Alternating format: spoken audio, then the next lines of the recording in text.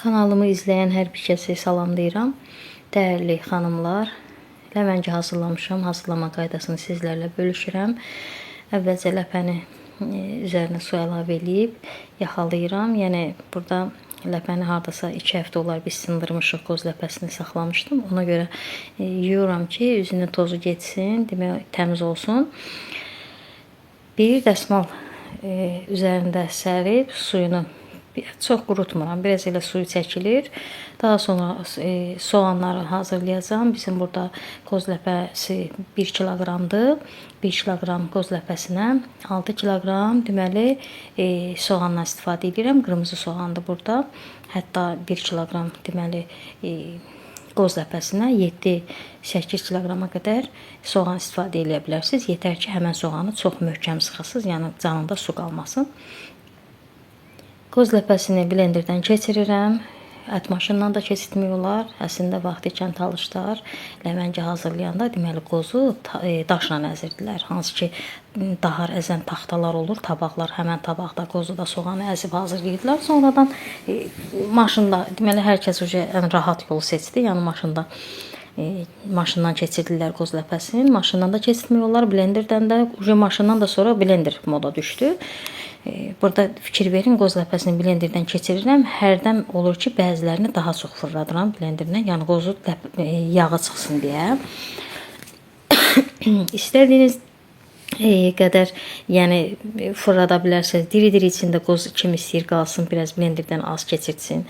Və yaxud elə ət maşından da rahat keçirdə bilərsiniz. Daha sonra soğanları da ət maşından keçirdirəm. Aş süzənin içərisinə keçirdirəm soğanı ki, burada görürsünüz, bax özünə suyu tamam süzülür.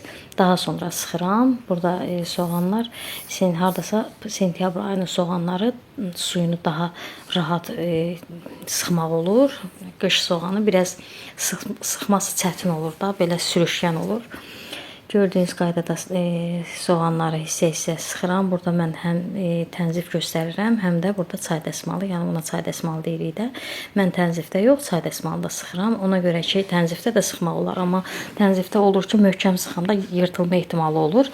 Ən rahatı bu çay dəsmalı olan materialdır. Hətta mən bu çay dəsmalından torba da hazırlamışam.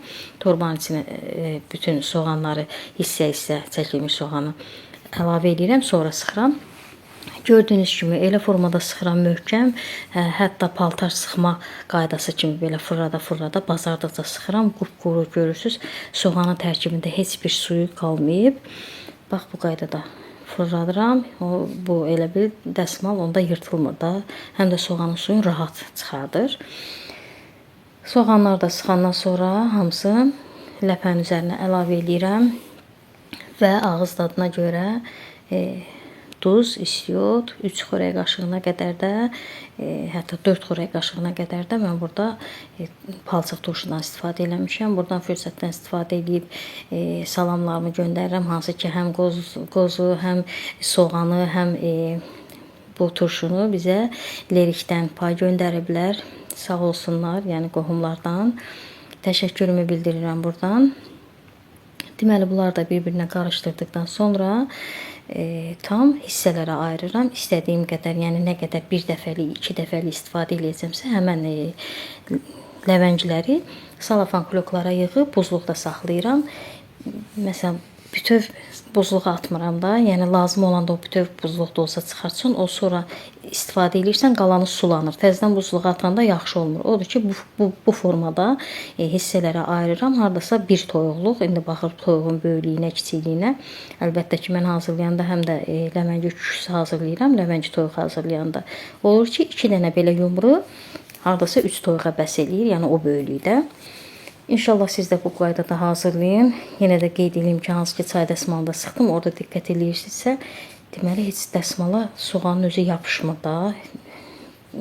Tənzifdə zata soğan tənziflərin arasından biraz keçib narahatçılıq yaradır. Amma dəsmal çox rahatdır çay dəsmalında soğanı sıxmaq.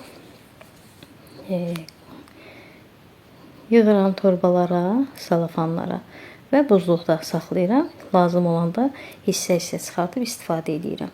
Dəyərli xanımlar, əgər bəyəndinizsə, bəyənmə düyməsinə toxunmağı unutmayın. İnşallah siz də bu qaydada hazırlayın. Yəni düzdür, biraz soğan sıxmaq çətindir, çətin vaxt aparan bir şeydir, amma sonrası üçün rahatdır da. Yəni qəfil qonaq gələndə buzluqdan hazır çıxardıb istifadə edə bilərsiniz. Hətta hazır toyuqların içinə də yığıb buzluqda saxlaya bilərsiniz.